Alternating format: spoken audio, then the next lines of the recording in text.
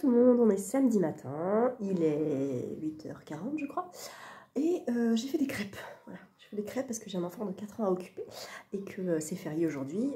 Il a éveil musical normalement le samedi matin, mais en fait on n'y va pas, donc il faut que je l'occupe. Donc on a fait des crêpes, et puis là je lui mets un petit peu pas de patrouille parce que c'est la vie, pas de patrouille maintenant.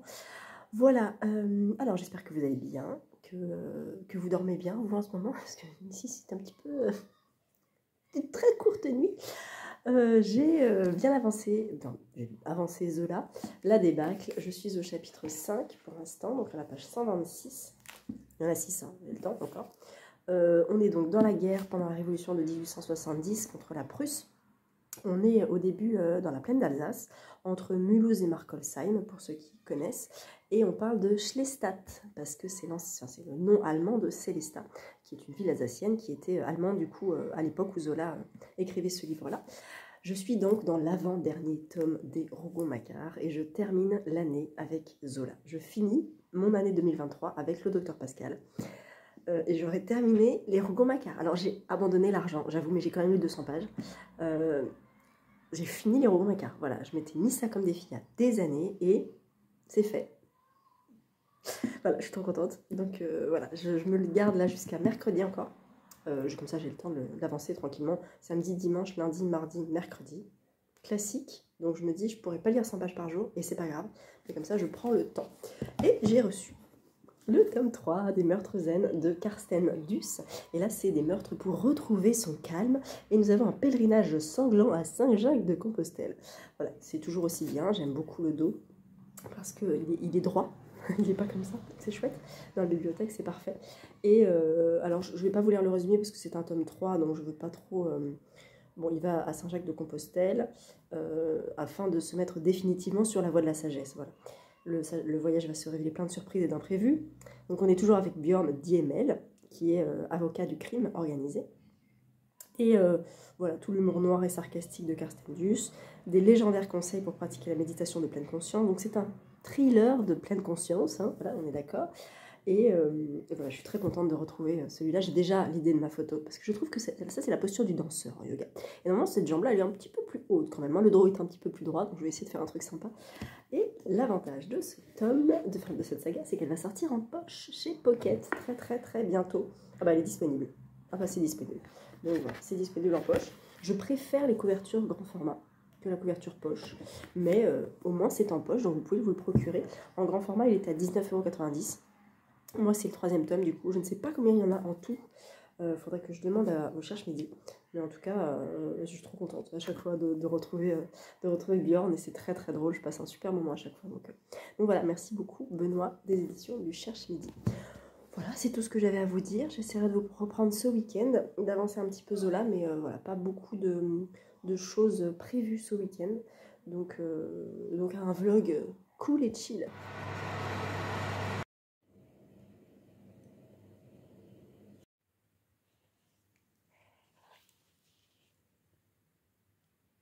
On est mardi matin, je vous reprends pour vous parler de plein de choses, de lecture, de week-end, et je vais inaugurer une nouvelle rubrique.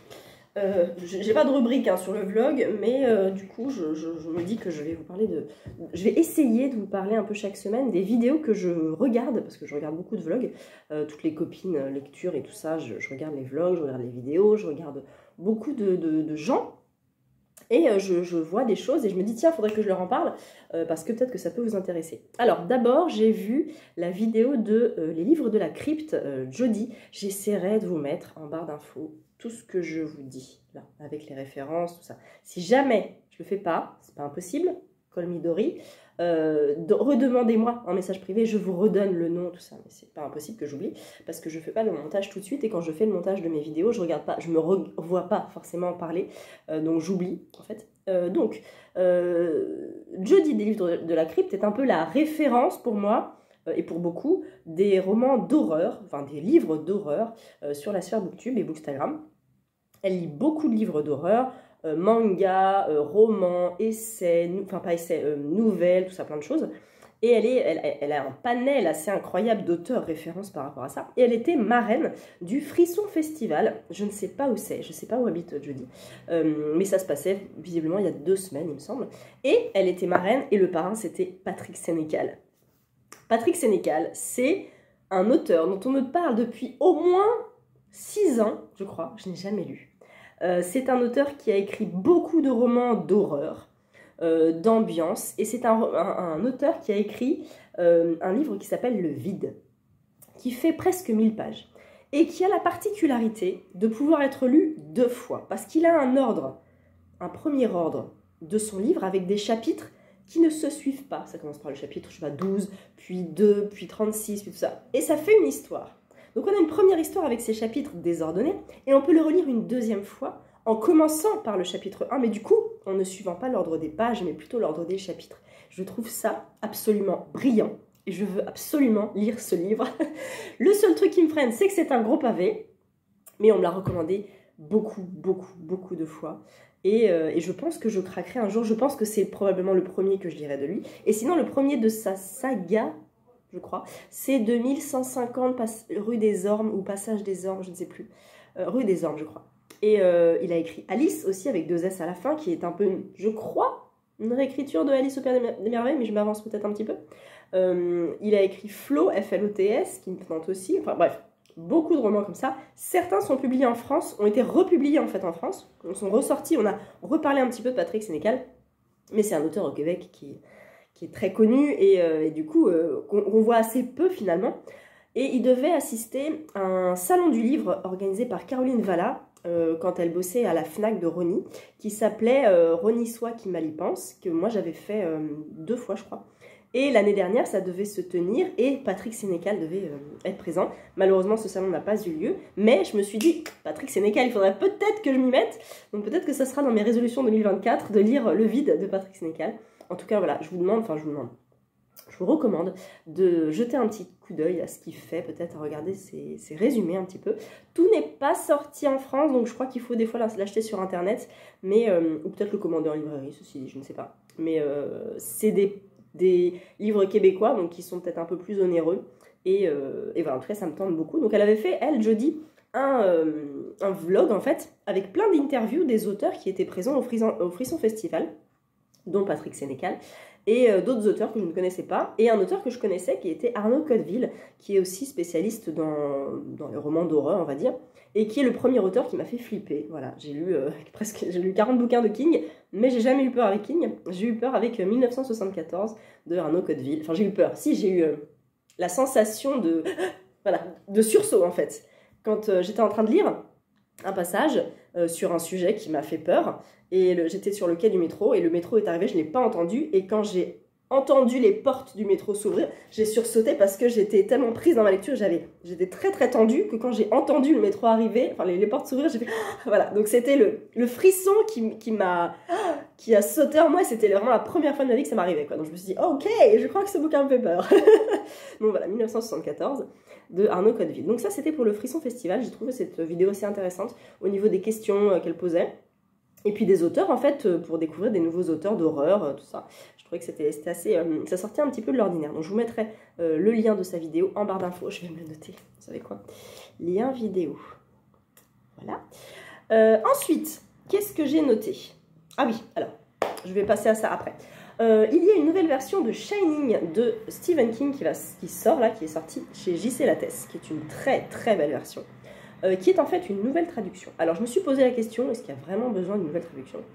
Moi je l'ai lu en 2017, et ça m'avait pas spécialement choqué, j'avais beaucoup aimé, mais voilà, j'avais la version j'ai lu avec la couverture, vous savez, c'est le film avec Wendy et comme ça, avec son couteau, et on voit la hache en fait. J'adore cette couverture, je la trouve hyper vintage, mais en même temps, bah, c'est le film, et j'aime pas les couvertures où il y a les affiches de films par exemple, mais celle-là, elle fait peur, quoi. Et Wendy, c'est vraiment un personnage qui a l'air tellement nunuche, mais c'est fait exprès quand on regarde le film.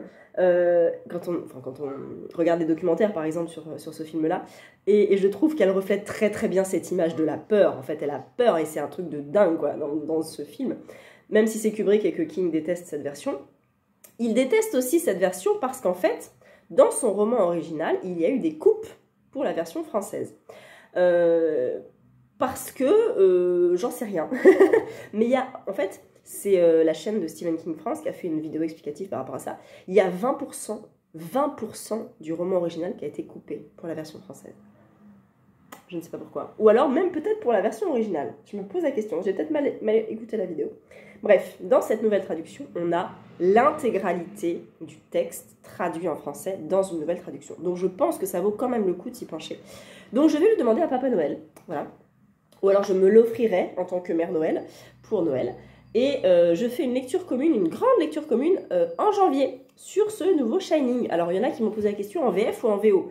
L'intérêt, c'est de le lire en VF parce que c'est cette nouvelle traduction. Mais voilà, après, si vous voulez lire en VO avec nous, il n'y a pas de souci. Peut-être il n'y a pas de souci de coupe. Mais en tout cas, voilà, on va s'y pencher. N'hésitez pas à m'envoyer un petit message, soit ici, soit sur Instagram, parce que le groupe de lecture se fait sur Instagram. Et puis on fera ça, je n'ai pas encore la date, mais on verra quand est-ce qu'en janvier on fera la lecture de Shining. Moi, ça sera une relecture. Il y en a beaucoup pour qui c'est une relecture. Il y en a pour qui c'est une première lecture, qui n'ont jamais vu ni le film ni lu le livre. Donc ce sera vraiment une totale découverte. Et c'est assez intéressant. Donc je suis très très contente. Par contre, je pense que c'est un livre qui ne se transporte pas très facilement dans le métro. Il m'a l'air assez grand.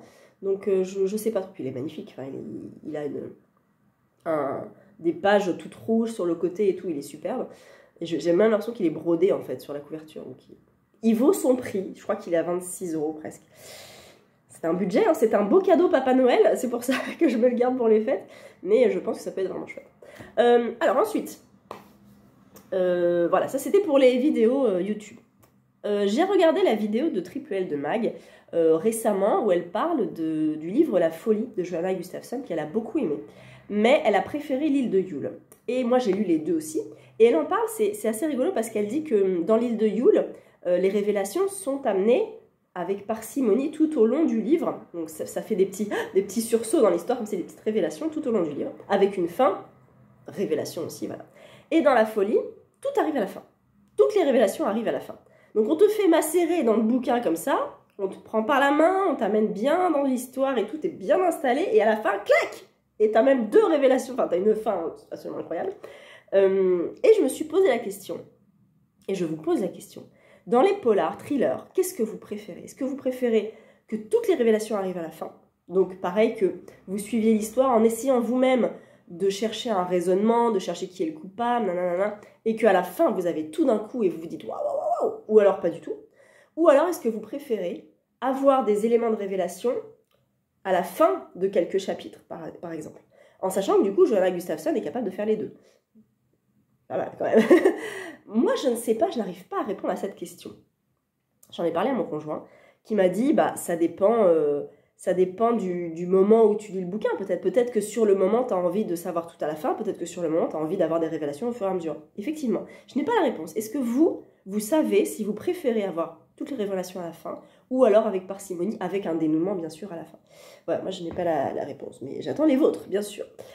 Sinon, je voulais vous parler de ma lecture audio en cours qui est Les Somnambules. J'ai bien avancé hier, je suis à la page 562, je suis toujours pas à la moitié, mais j'y crois.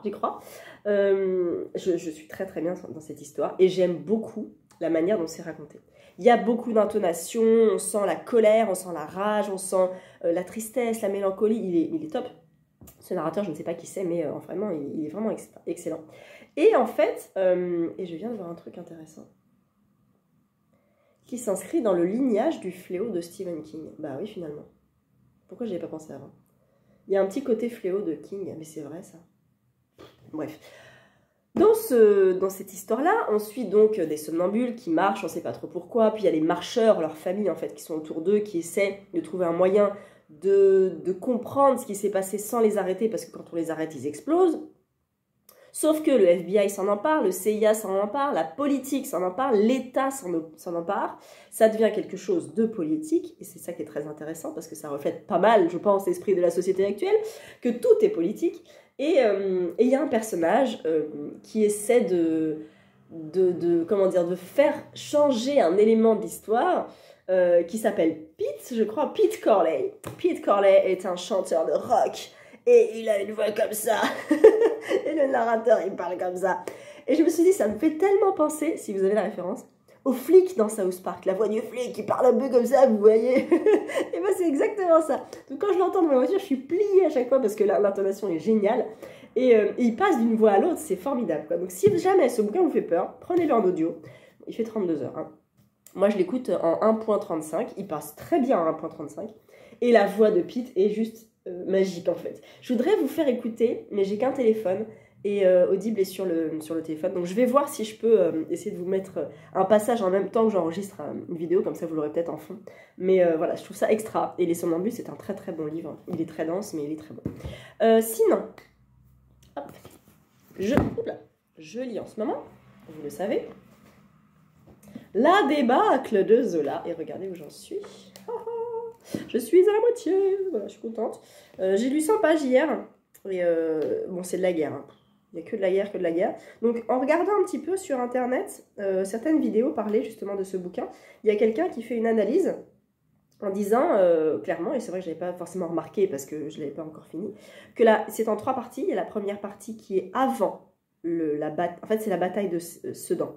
C'est avant la bataille de Sedan, pendant la bataille et après la bataille. Donc, ça m'a aidé, effectivement. J'ai fait la première partie, j'ai vu avant la bataille, ce qui est déjà assez atroce. Et là, je suis dans la bataille, ce qui est encore pire. Voilà, c'est sur la guerre. Zola ne mâche pas ses mots. Il y a des choses assez terribles qui se passent. On est avec les soldats dans leurs conditions de vie. Ils ont faim, ils ont froid, ils cherchent un refuge, ils cherchent des vivres, ils n'en trouvent pas. Les vivres arrivent trop tard. Ils sont désespérés, ils veulent aller voir leur famille. Ils savent pas où ils sont, ils savent pas où ils vont. Ils savent pas où ils vont en fait. Ils sont trimballés d'un endroit à un autre et ils attendent l'assaut, il ne se passe rien et l'attente est terrible et ils vont ailleurs et l'attente est encore terrible. Donc ils essaient de s'occuper, ils essaient d'en rigoler, de se lier d'amitié et c'est vraiment intéressant, mais c'est costaud, hein. Donc c'est assez dense. Des fois mes yeux sautent une ligne, c'est pas très grave, mais en tout cas c'est toujours aussi bien écrit. J'ai mis un petit post-it, peut-être que je peux vous le lire parce que ça doit refléter assez bien. Ouais. On est avec Loubet, donc on a plusieurs personnages. J'ai pas forcément retenu le prénom de tous les personnages. Le plus important, c'est Jean Macquart, qui va se lier d'amitié avec Maurice. Donc on est avec Loubet. Loubet remarquait que Pache, pendant la querelle, avait lui aussi abandonné enfin son fusil, doucement en le couchant au bas d'un talus. Pourquoi? Il n'essaya point de l'expliquer, riant en dessous de la façon gourmande et un peu honteuse d'un garçon sage à qui on reproche son premier péché. Très gai, ragaillardi, il marcha les bras ballants. Et par les longues routes ensoleillées, entre les blés mûrs et les houblonnières qui se succédaient toujours pareilles, la débandade continuait. Les traînards n'étaient plus, sans sac et sans fusil, qu'une foule égarée, piétinante, un pêle-mêle de vauriens et de mendiants, à l'approche desquels les portes des villages, épouvantés, se refermaient. Les soldats, on ne veut pas les accueillir chez nous. Limite, ça porte la poisse, quoi. On ne veut pas de soldats chez nous. Non, non, non, laissez-nous tranquilles. On n'a pas de quoi nourrir je ne sais pas combien de soldats. Non, non, non, non, non, on ferme les portes. On ferme les portes des villages, on ferme les portes des maisons, on n'en veut pas. Et ces pauvres soldats qui sont laissés à la rue comme ça et qui ont besoin juste d'un visage, d'un sourire, de quelque chose, d'un bout de pain, on les laisse complètement à l'abandon. C'est assez terrible. Donc voilà, je suis à peu près à la moitié de la deuxième partie. Et je pense, j'espère, l'avoir fini demain soir. Honnêtement, j'y crois pas. Je pense que je le finirai plutôt jeudi et que je commencerai la mélancolie de l'ours polaire vendredi. C'est pas grave. Je sais qu'Eva est très rapide au niveau des lectures communes. Il n'est pas impossible qu'elle lise en une soirée la mélancolie de l'ours polaire. C'est pas grave, tant pis. Mais voilà, moi j'ai besoin de temps. Je veux pas speeder Zola, c'est hors de question. Donc voilà, je le terminerai quand je le terminerai. C'est pas très grave. Voilà. Et qu'est-ce que je voulais vous dire d'autre? Oui, ce week-end, j'ai fait des barres céréales. Alors, attention, instant bouffe. J'ai des cours, je termine tard des fois le soir et je ne peux pas manger avant parfois 22h, 22h30. Donc il faut que je tienne. Donc j'ai des petites barres céréales granny au chocolat. Sans faire de pub, surtout pas. Parce qu'en fait, quand j'étais au lycée, j'avais des barres granny. Des barres granny. Maintenant, les barres granny, elles ont perdu un petit peu de leur céréales. Voilà. Il y en a un petit peu moins dans le paquet. Et ça se voit, en fait. Hein. Il y a ça, vraiment ça de différence. Je vais vous montrer. Voilà. Voilà une barre granny. Vous voyez tout l'espace là? Les sachets n'ont pas changé. Hein. C'est juste que les barres ont rétréci. Et le prix est le même, bien sûr. Donc, sur 6 barres, quand on enlève 1 cm, eh ben, ça fait 6 cm, ça fait presque une barre entière. Donc, on serait bien entubé par rapport à ça. Mais ça, c'est je pense, classique. Et d'ailleurs, ça a un nom, je crois. C'est le fait que les prix augmentent et que les quantités diminuent. Genre les paquets de céréales, avant c'était 400 grammes, maintenant c'est 375. Ah, voilà, c'est des petites différences comme ça, mais cumulées, ça fait beaucoup. Donc j'ai décidé de refaire des barres céréales maison. J'en ai fait il y a 2 ans. Et là, j'en ai refait. Et j'ai décidé de calculer à combien ça me revenait, en fait. J'ai été surprise parce que ça me revient au même prix, finalement. Je crois qu'une barre me coûte 30 centimes. Non, me coûte 25 centimes, je crois. Alors qu'une barre seule granny coûte 35 centimes, un truc comme ça, je crois. Du coup, bon, je suis pas méga gagnante, mais au moins, je sais ce qu'il y a dedans. Voilà, et c'est mes barres céréales. Elles sont pas très belles, mais elles sont très bonnes. Elles collent un petit peu aux dents parce que je pense que j'ai mis trop de miel. Mais au moins, je sais ce qu'il y a dedans. Il n'y a que des céréales, il y a du miel, un peu de sucre et des pépites de chocolat. Et c'est tout. Je me fais mes barres céréales. Là, j'en ai 12 d'avance et je suis bien contente. Voilà, c'est tout. Sinon, je suis très à l'amour dans mes photos Insta, dans mes chroniques Insta. J'ai la flemme intersidérale en ce moment et j'ai pas trop le temps. Donc ça viendra quand ça viendra, ça n'a pas d'importance. Voilà, ce matin j'ai un petit rendez-vous dans 1 heure, j'ai le temps.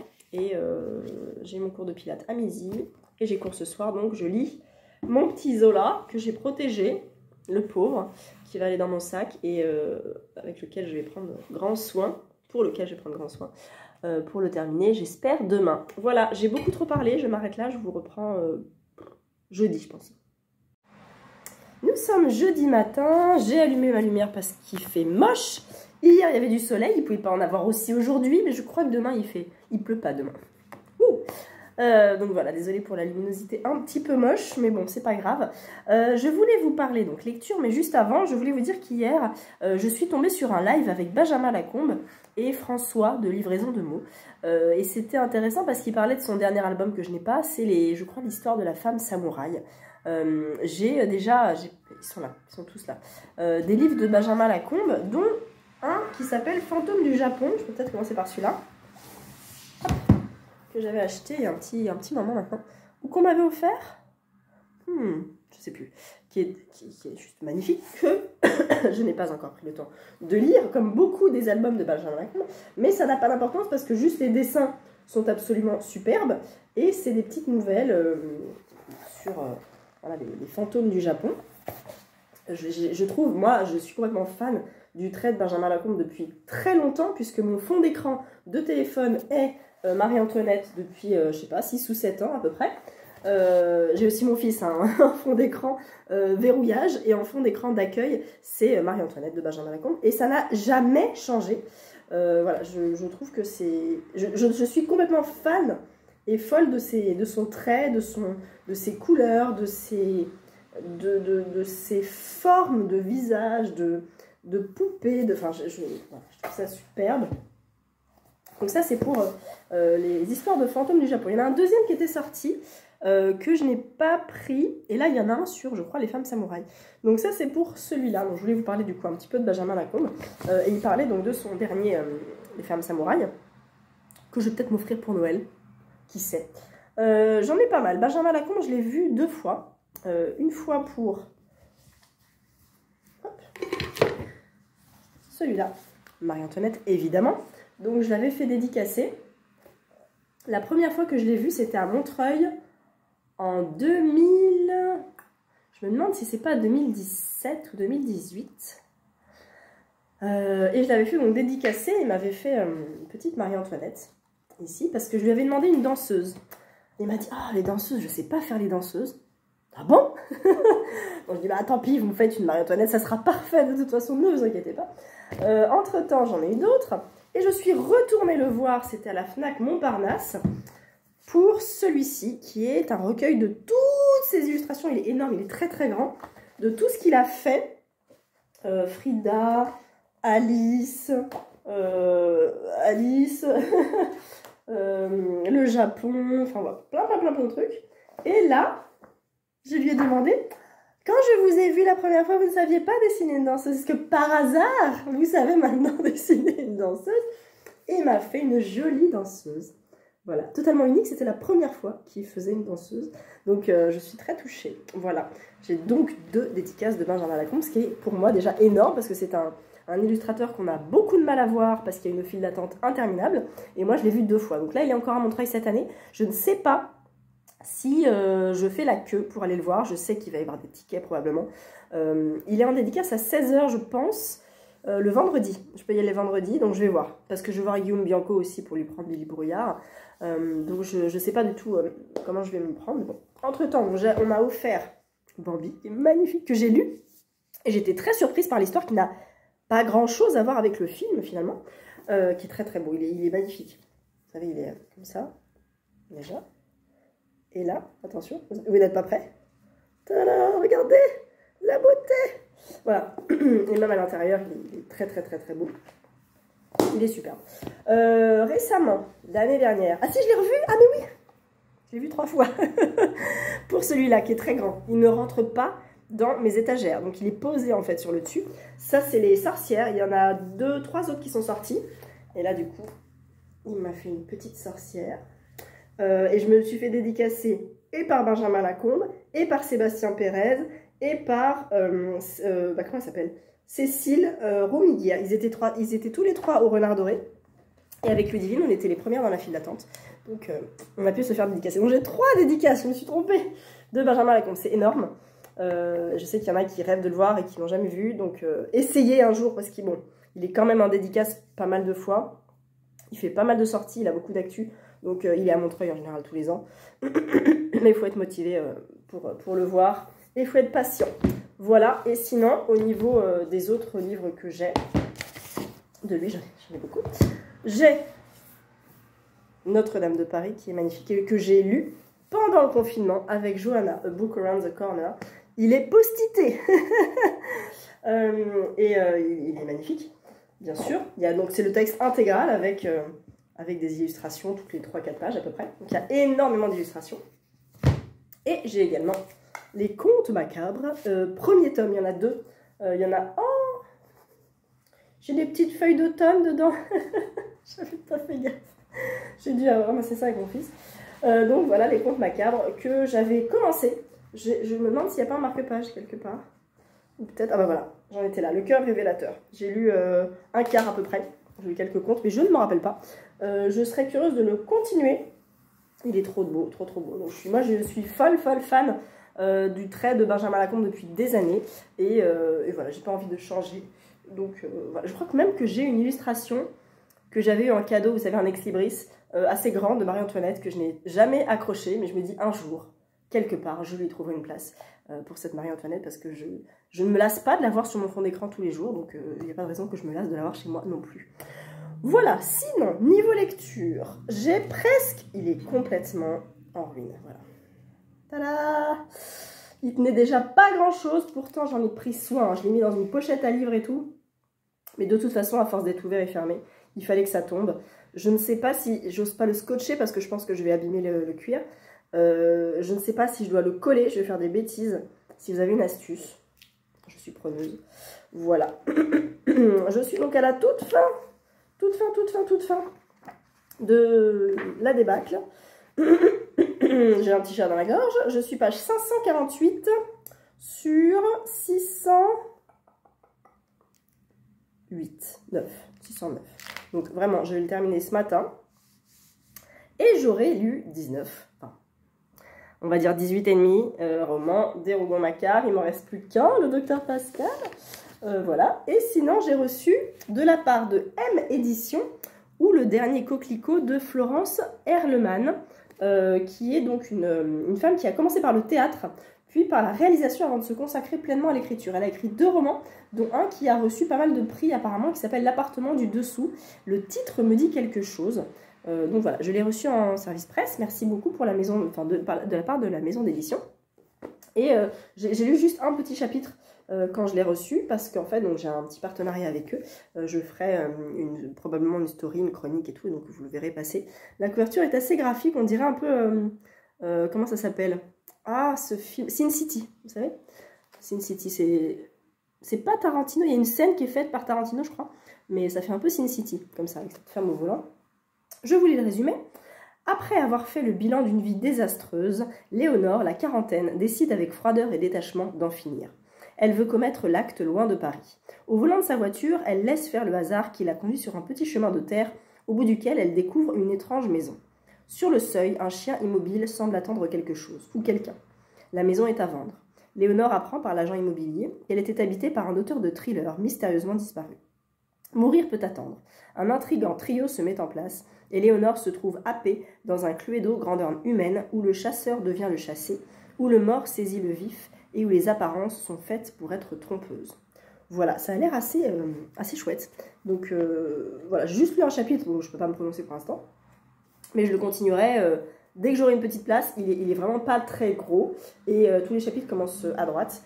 Et il fait 222 pages. Voilà, donc il peut être lu en 2 jours très facilement, je pense. Voilà, c'est tout ce que j'avais à vous dire. Je vais faire mes petites photos Insta avec cette lumière dégueulasse. Et j'ai essayé de voir ce que je peux faire. Lorraine Bastide, je l'ai chroniqué. La folie, la photo est faite. Les Daphné du Maurier, la photo est faite. Lola Lafont, je vais le faire avec l'édition très très vintage de ma mère, du journal d'Anne Frank. Voilà, où il y a les actrices, je pense, qui ont joué probablement dans des adaptations cinématographiques. Voilà, c'est une version que j'ai. Kalman Levy, excellent. Ah oui, le livre de poche, mais Kalman Levy, je pense, pour peut-être la première édition. 1950 de Kalman Levy, mais là je ne sais pas quelle année c'est du coup. 58. D'accord. 1958. Oui, donc voilà, c'était à ma mère. Oh là là! Qui a mangé une feuille? C'est peut-être moi qui l'ai déchiré, j'en sais rien. Voilà, donc je l'avais lu, moi, le journal d'Anne Frank. Hein, mais voilà, je n'avais pas trop aimé. Voilà, c'était très personnel. Ah, j'avais pas vu qu'il y avait l'annexe. Je n'avais pas fait attention. Je pense qu'il y est dans la nouvelle édition. Et là, je crois qu'il y a une nouvelle traduction qui a été faite il y a peut-être 1 an ou 2 qui est sortie. Donc voilà, je vais faire ma petite photo avec ça. Voilà, et bien écoutez, je vous laisse là. Je vais finir mon Zola et commencer mon Malo. Si jamais j'ai des choses dans la boîte aux lettres, je vous en parle bien sûr. Je vous reprends 2 petites minutes. On est vendredi soir, je viens de coucher mon fils. Je pense que j'aurais même couché en même temps que lui. Il est 8h moins le quart et je suis un zombie. J'ai fini la débâcle. Il est rangé dans ma bibliothèque. Il tombait tellement en miettes que dès que je suis arrivée chez moi, dès que je l'ai fini plutôt chez moi, je l'ai remis dans la bibliothèque, bien droit, bien calé, pour plus qu'il bouge. Je le laisse tranquille. C'était vraiment intéressant. C'était dur, c'était assez prenant et très intéressant sur la fin parce qu'en fait, Zola va parler de la bataille de Sedan et après la bataille de Sedan, et ben, il parle du retour à Paris et de la commune en fait. Et c'est assez intéressant et l'ampleur que prend cette commune-là et cet événement-là est assez dingue et je pense très très réaliste. Je n'avais aucune idée de ce que ça pouvait donner et j'ai une petite idée et c'est très effrayant. Donc je crois que sur Arte, il y a quelques temps, pour l'anniversaire de la Commune de Paris, il y avait eu un documentaire là-dessus. Je me demande s'il est toujours dispo, mais je pense qu'il doit de toute façon y avoir des documentaires là-dessus. C'est vraiment une période que je connais pas du tout et qui mériterait pour moi d'être un peu creusée et un peu plus connue. Voilà, donc j'ai bien aimé la débâcle. C'est pas un Zola préféré bien sûr, parce que voilà, parce que le sujet est intéressant, mais c'est pas un sujet de prédilection pour moi. La guerre de 70, je connais pas du tout, mais très intéressant au niveau des personnages, au niveau des soldats, d'être au plus près des soldats, au plus près du terrain en fait, c'est incroyable. Donc je vais peut-être aussi m'enseigner pour savoir à quel point Zola était près du terrain, parce que connaissant le personnage, je sais qu'il est descendu dans les mines pour Germinal, qu'il a... qu'est-ce qu'il a fait encore pour... je sais plus lequel... la bête humaine, il est monté dans une locomotive, il s'est renseigné par rapport à ça, donc il essaie à chaque fois d'être vraiment au plus près du sujet qu'il traite.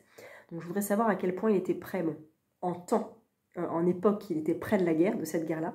Néanmoins, la commune était récente hein, quand il a écrit ce bouquin-là. Et c'est très frais. Et je crois, en lisant un petit peu de la préface, que ça n'avait pas été très bienvenu, en fait, de parler de la commune dans ce bouquin, parce que c'était encore très frais, finalement. Donc voilà, c'était vraiment intéressant. Il me reste juste le Docteur Pascal. Je pense que quand je vais refermer le Docteur Pascal, ça va faire bizarre, vraiment bizarre. Je crois que j'ai commencé les Rougon-Macquart.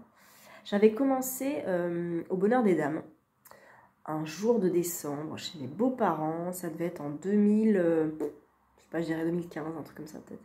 Et je crois qu'on a commencé avec tout le petit groupe des Olettes en différé. Hein. Maintenant, on n'est plus du tout dans les mêmes lectures.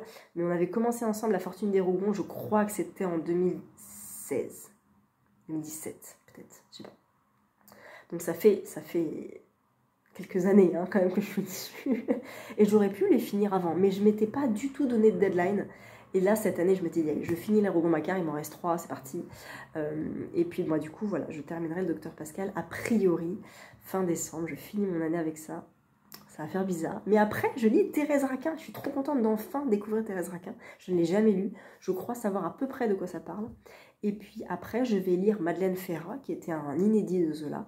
Et après, je me lance dans les 3 villes, je pense. Alors, je ne sais jamais l'ordre. Je crois que c'est Lourdes, Paris et Rome. J'ai un doute. Je me lancerai dans les 3 villes. Et puis après, dans les 4 évangiles, il n'y en a que 3 qui ont été publiés. Mais je pense que c'est une lecture assez exigeante. Donc peut-être à me documenter avant. Et puis après, les contes, les poèmes, voilà quoi.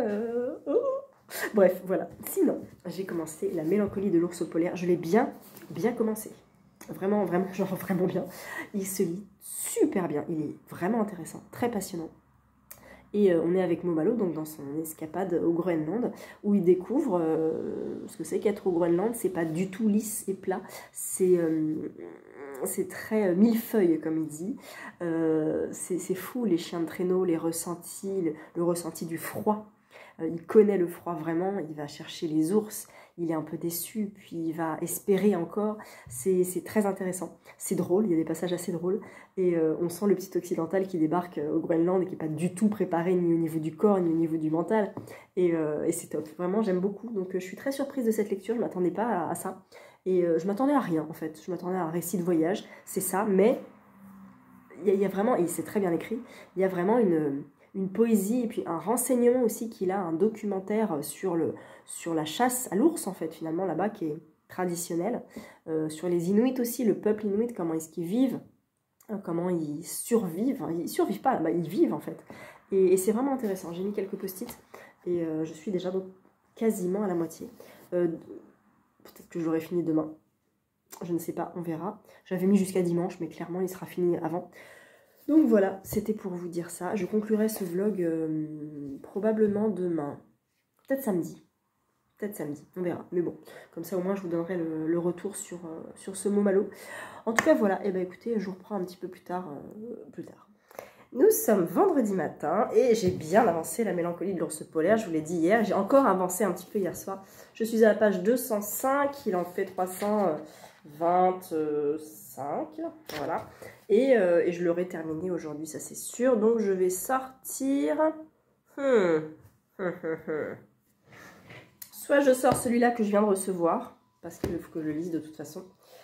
Soit je sors La Guerre des Bouffons parce qu'il était prévu en fin de mois et que sur la même période j'ai mis aussi le Petroni Rostania, donc je ne sais pas ce que je fais, en sachant que je vais pas me prendre le chou. Si j'accroche pas à La Guerre des Bouffons, je le mettrai de côté. J'étais curieuse de le lire par rapport à la banlieue, au système éducatif, tout ça, et du coup bah voilà, je suis curieuse toujours, mais j'ai les conditions humaines que j'ai, je pense, abandonné. J'ai aussi le Grand Secours que j'ai là, que j'ai emprunté. Et j'ai aussi emprunté Panorama. J'ai vu qu'il était Goncourt des lycéens. Je suis bien contente. Donc je vais essayer de me le caser. Je ne sais pas quand. Je pense qu'il ne faut plus que je dorme la nuit. Déjà, mon fils me fait comprendre que je dors trop, hein, clairement. Donc je pense que ne plus dormir du tout peut être une solution, effectivement, pour venir à bout de ma palle. Donc soit La Guerre des Bouffons, soit ou Le Dernier Coquelicot. Il y a quelqu'un sur Instagram qui m'a dit qu'elle l'avait lu la semaine dernière, ou le mois dernier, je crois. Où c'était vraiment inattendu, et elle m'a dit surtout un élément de la fin qui était vraiment inattendu. Donc je vais voir, je vais peut-être prendre celui-là.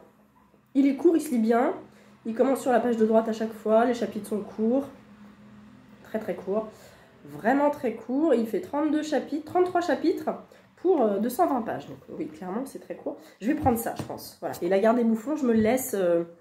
programmé comme c'était, c'est pas très grave. Mais demain, comme j'emmène mon fils à la musique et que j'attends dans la salle pendant presque, à l'accueil pendant presque 1 heure, je pense que ce sera l'occasion du coup d'avancer celui-là. Et peut-être d'avoir toujours un petit jour d'avance sur mon planning. Mais voilà, bah écoutez, j'espère que ça va pour vous. je vais conclure ce vlog ici. C'est un petit vlog, je sais. J'ai pas eu beaucoup d'activités extérieures en dehors du boulot cette semaine encore. Cet après-midi, je vois Ludivine, lecture du chapitre, qui est une amie. Maintenant, on va se faire un petit thé. J'essaierai de vous faire quelques plans. Et puis, je sais plus où on va. Je vous montrerai. Et puis voilà, je vous reprendrai pas ce week-end. Du coup, je vous reprendrai mardi peut-être. Ou dimanche matin. Je sais pas, je ne verrai. En tout cas, on verra ça. Je voulais vous parler aussi d'un truc. Je suis complètement décousue dans mes vlogs. Bon, je pense que vous avez l'habitude. Je me suis rendu compte que... enfin, je sais que maintenant, tout va très très vite. On est toujours très en avance sur les choses. Quand on voit qu'au mois de novembre, qu'au 1er novembre, ça y est, on installe ses décos de Noël. C'est très tôt. Et je me dis que tout s'accélère en fait. Peut-être, vous n'avez rien à faire de ce que je suis en train de dire. Passez, hein, mettez-vous, voilà, prenez le prochain vlog si vous voulez. Mais du coup, je me dis que c'est quand même dingue de se dire qu'il n'y a plus... Il n'y a plus de saison, ma bonne dame. Mais c'est un petit peu ça. Déjà, au niveau du temps, c'est n'importe quoi. Au niveau de la société dans laquelle on vit, tout va très vite. On veut avoir accès à tout maintenant, tout le temps. On ne prend pas le temps. Je m'en suis rendu compte dans le livre que je lis à mon fils là régulièrement, qui s'appelle Vite Vite, qui est très bien fait d'ailleurs, je vous le conseille. Et du coup, c'est vrai on a toujours envie d'aller plus vite. Dans la société actuelle, ça fait des années que c'est comme ça. On veut toujours tout de suite, aller plus vite, ne pas attendre, tout de suite, et on ne prend pas le temps des choses. Je vais prendre un exemple, j'achète régulièrement quand je vais en Alsace des petits pains d'épices au chocolat qui s'appellent des Lebkuchen, les Alsaciens connaîtront, et ces Lebkuchen ne sont pas en vente toute l'année. Ils sont en vente à peu près des vacances de la Toussaint jusqu'à janvier. C'est un gâteau qu'on mange, je crois, hein, dites-moi si je me trompe, mais je crois que c'est ça, sur la période Noël en fait. Parce que ça fait partie des gâteaux de Noël. C'est comme ma belle-mère qui fait son pain d'épices maison en Alsace, elle le fait pour Noël. Les petits gâteaux à la confiture, c'est pour Noël. Et je me dis, si ça, un jour, ça déborde et qu'on commence à les faire en septembre, qu'est-ce qui se passe en fait? Et si Pâques, on l'a déjà en vente à partir du mois de février, et c'est malheureusement ce qui se passe un petit peu, mais et si, comment ça peut évoluer en fait ça? Est-ce qu'un jour, dans les magasins de déco, on aura toutes les saisons de disponibles toute l'année? Est-ce qu'en juin, on pourra décorer, choisir sa déco de Noël, par exemple? Je ne sais pas jusqu'où ça peut aller, mais je me dis que ça prend quand même des proportions pour moi inquiétantes. Alors peut-être que je vieillis aussi un petit peu, mais du coup, j'ai envie de me dire, non, Noël, c'est pas tout de suite. En fait, j'aime bien Noël, j'aime bien la déco, j'adore, il n'y a pas de souci, bien sûr, mais je me dis, non, on fait notre sapin. Déjà, on va le faire là, pas le week-end prochain, le week-end d'après, le week-end du 25 novembre.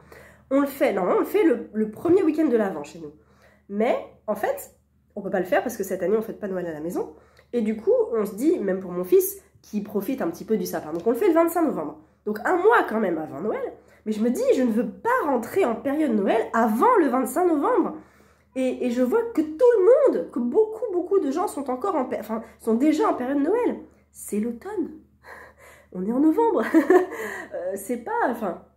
Et je me rappelle plus comment c'était il y a 20 ans, mais j'ai l'impression que c'était pas si tôt, quoi. C'était pas direct après Halloween, bam, on passe en mode Noël. Direct en mode après Noël, bam, on passe en mode Saint-Valentin. Et après la Saint-Valentin, hop, 14-15 février, ça y est, c'est Pâques. Et après Pâques, hop, c'est la déco d'été. Enfin, ça me paraît insensé et en même temps, je pense que c'est réel. Voilà, est-ce que vous avez le même ressenti que moi? Est-ce que vous pensez que tout va un peu trop vite? Des fois, je déborde un petit peu, je me dis, allez, on se fait un petit thé de Noël, un petit truc. Mais en fait, on ne prend pas le temps de savourer, je pense, chaque saison. Mais moi, la première, hein, des fois, voilà, je ne prends pas le temps aussi. Et c'est dommage. Et je me dis qu'on va le regretter plus tard, quand justement tout sera à dispo tout le temps dans les magasins, qu'on pourra décorer notre sapin en juin, en juillet, j'en sais rien. C'est dommage, quoi. Voilà, bref. Sur ces bonnes paroles, je vous laisse là. Je vais conclure ce vlog. Et puis, bon, bah voilà, je vous mettrai des petits plans la semaine prochaine de mon week-end. Et malheureusement, je ne vais pas à Noir-sur-Ormesson ce week-end parce que j'ai des trucs à faire autres que ça. Donc, je le déplore. J'avais prévu d'acheter 3 livres. Voilà, je n'achèterai pas ces 3 livres. C'est pas très grave, j'en ai d'autres à lire. Ma palle est remontée. Hein. Ma palle est à 14, je crois, 13 ou 14. J'ai toujours une palle de secours, hein, bien sûr qu'il y a une vingtaine de livres à peu près. mais voilà, petit à petit, de toute façon, pratiquement 90% de ma palle est programmée. Novembre, décembre, janvier. Donc, si je n'achète plus de livres, jusqu'en fin janvier, ma palle sera terminée fin janvier. Je vais avoir des livres pour Noël, je vais en acheter, voilà. Mais je sais qu'à partir du 1er janvier, je suis en no-buy. On reprend le no-buy. D'ailleurs, si ça vous intéresse, n'hésitez pas à me le signaler. Et puis, je vous ajouterai au groupe, qu'on n'a pas encore fait, mais il y aura un groupe de no-buy tout le mois de janvier. Et puis, on va essayer de dégommer un petit peu de la palle en janvier aussi, parce que je pense qu'après les fêtes, il va y avoir des gros dégâts de palle, ce qui est tout à fait normal, mais de se dire on fait un petit dry January de palle pour la nouvelle année. Et puis en janvier, il y aura, je pense, je vais voir avec Angie, mais je pense qu'on le refera, la semaine de graphique du 1er au 7 janvier, je ne sais pas quand ça tombe cette année, on peut le faire à partir du 1er janvier. Moi, j'ai toujours mon Billy Brouillard le 1er janvier que je lis, et puis après, je me suis quand même programmé 3 jours de magazine La Déferlante. En début d'année, alors je crois que ça tombe, je me demande si ça tombe pas sur la semaine de graphique, je me la suis pas mise en début de janvier, parce que c'est des magazines, c'est pas hyper pratique dans le métro, donc je me suis pris ça sur la première semaine de janvier, donc comme ça je vais essayer d'avancer un maximum les magazines La Déferlante, et ils sont programmés, donc j'ai ces 3 jours consacrés aux magazines. Si je le fais pas, je mets des bouquins à la place, donc je lirai jamais les magazines, c'est quand même dommage, parce que j'en ai pas mal. Voilà, je vais aller retrouver mon Malo, avec son Groenland et ses ours polaires. Et je vous donnerai mon ressenti final la semaine prochaine. Mais en tout cas, pour l'instant, je passe vraiment un très bon moment. J'ai mis des post-it et je suis très surprise, donc très agréablement surprise. Voilà, et bien écoutez, passez un bon week-end, une bonne semaine, une bonne journée, une bonne soirée. Et je vous dis à très vite, je vous souhaite de très belles lectures. À bientôt!